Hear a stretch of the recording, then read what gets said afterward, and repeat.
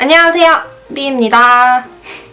오늘의 혹하지 말아요. 오늘은 최근 문제가 되기 시작한 짝퉁 바하, 베타인 살리실레이트에 대해서 한번 얘기해 보겠습니다. 우선 바하는 아하와 바하 이렇게 잘 알고 계시죠? 우리가 흔히 화학적 각질 제거제로 많이 알고 있는데요. 이 바하는 제품에 넣어야 하는 함량 규제가 있어요. 미국 같은 데는 2%로 규제를 하고 있지만 한국에는 제품의 총 0.5%로 함량을 제한하고 있습니다. 이거는 한국 식약처에서 정한 법규인데요. 그 0.5% 이내에 사용했을 때 피부에 자극이 없이 대부분의 사람들이 이용할 수 있기 때문에 이런 함량 지정을 하게 되었는데요. 근데 해외에서는 2%도 막 쓰잖아요. 그리고 의약예품에도 2%가 있어요.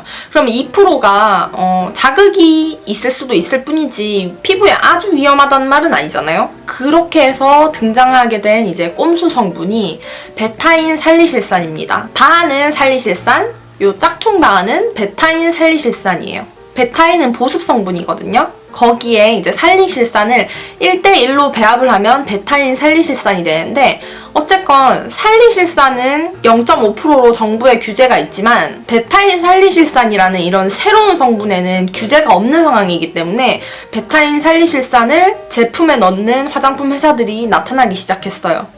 그 대표적인 예로는 폴라초이스입니다. 폴라초이스 스킨 퍼펙팅 바하 시리즈 3종에는 일명 바하젤, 바하로션 이렇게 불렸죠. 거기에는 이제 베타인 살리실산이 총 5%가 들어갔어요. 그러면은 바하의 2% 그리고 2.5%에 맞먹는 효과를 가진다고 하더라고요. 이런 폴라초이스의 처방을 보고 국내 제품들에도 막 적용되기 시작했는데요. 23이얼졸드 바데카실이 2%가 적용됐고요. 시드물 닥터트럽 시리즈의 2%, 4%, 6%가 적용됐어요. 그리고 이지엔트리 바하 리퀴드에 5%가 적용이 됐어요. 베타인 살리실산은 살리실산 바하의 절반의 효과를 나타낸다고 하니까 바하의 함량보다 2배를 쓰면 똑같은 효과를 가질 수 있다고 하겠죠? 현재 트러블 치료용 의약 외품으로 판매되고 있는 클리어틴은 살리실산이 2%가 함유되어 있습니다. 그러면 시드물 닥터트럽 4%랑 동일한 효과를 나타내겠죠. 근데 이 베타인 살리실산이란 성분은 그렇게 오래되지 않은 성분이에요. 그래서 연구 결과도 많이 없고 화해 EWG 등급도 좋은 편이에요. 그러니까 화장품 회사에서는 바하랑 동일한 효과를 나타내면서 함량 규제는 없습니다. 그리고 설상가상 바하는 EWG 등급 4등급인데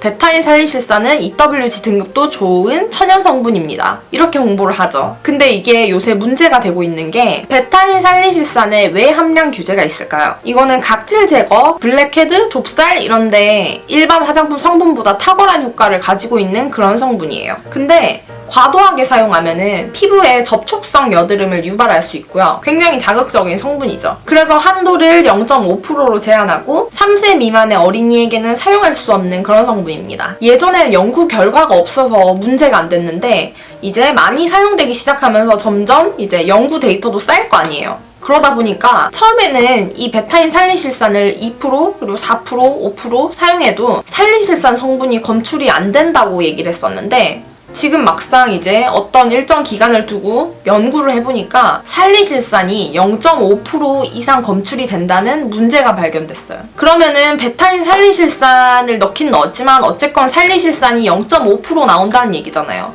그러면 화장품 법규에 위반되는 내용이죠. 그래서 아직까지 식약처에서 어떤 규제가 있는 건 아니지만 몇몇 화장품 회사에서 자진해가지고 이 제품을 단종시키고 리뉴얼하고 철수하고 반품해주는 그런 상황이에요. 근데 저는 바하가 굉장히 잘 맞아요. 저는 그런 베타인 살리실산 6%까지 들어간 제품을 사용해봤었는데 피부가 굉장히 보들보들해지고 잘 맞아가지고 저는 오히려 이거 단종되기 전에 더 사줄 걸 하는 그런 아쉬움이 있어요. 그래서 잘 맞으면 정말 좋은 성분이에요. 근데 화장품 회사들이 하는 그런 변명이 조금 아쉬워요. 그러니까 화장품 회사의 입장을 들어보면은 원료사에서 하는 설명을 믿고 이 성분의 함량을 그만큼으로 지정했다는 건데 이런 효과가 좋고 자극적인 성분을 그만큼 넣을 거면은 충분한 연구 결과와 데이터 그리고 시간을 가지고 살펴봤어야 됐다고 생각해요. 원료사의 말만 믿고 할 게 아니죠.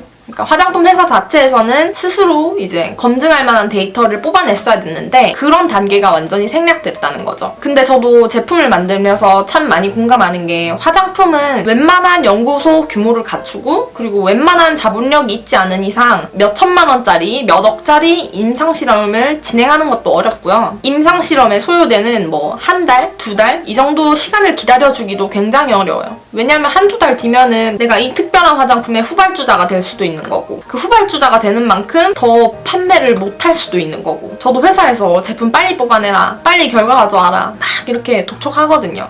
그래서 화장품 회사 입장도 이해가 가지만 어쨌건 근본적으로 화장품 회사는 소비자에게 효과가 좋고 안전한 제품을 제공해야 되는데 이런 점은 좀 잘못되지 않았나 싶습니다. 제조사에서 하는 말만 다 믿고 살 수는 없는 거잖아요. 그 사람들은 책임을 지는 사람들이 아닌데. 그리고 베타인 살린실산 자체가 베타인 5, 살리실산 5 이렇게 섞어가지고 만든 성분이기 때문에 여기에서 바하 성분이 검출될 줄 몰랐다 이렇게 얘기하는 건 좀 말이 안 되죠. 광고는 바하를 섞어가지고 자극은 줄이고 효과는 동일하다 이렇게 했으면서 이거는 변명이에요. 변명. 제가 누누이 말씀드리지만 알고 사용하는 것과 모르고 사용하는 거는 정말 많은 차이를 나타냅니다. 내가 이 화장품이 이만큼 자극이 있을 걸 알면서도 위험을 감수하고 사는 것과 그냥 무조건 여드름에 좋다 해가지고 믿고 샀는데 자극적일 수도 있는 성분이 많이 들어있다는 이건 굉장한 차이죠. 오늘 이 관련 영상을 찍으려고 이 성분에 대해서 좀 알아보고 제품에 대해서 알아보고 했는데 좀 굉장히 많이 씁쓸한 마음이었어요. 베타인 살리실레이트는 저도 참 좋아하는 성분이긴 한데 하지만 이런 것에 대해서 좀 더 깐깐히 따지고 확인해야지 더 좋고 깨끗하고 만족스러운 제품이 나올 수 있다는 사실. 그 사실만은 오늘도 변하지 않습니다. 바하를 찾으시는 여러분, 오늘도 제 영상이 도움이 되셨길 바라면서 저는 그럼 다음에 더 유익한 영상으로 돌아오도록 할게요. 여러분, 그럼 오늘도 지름하세요. 단종되기 전에 질러요.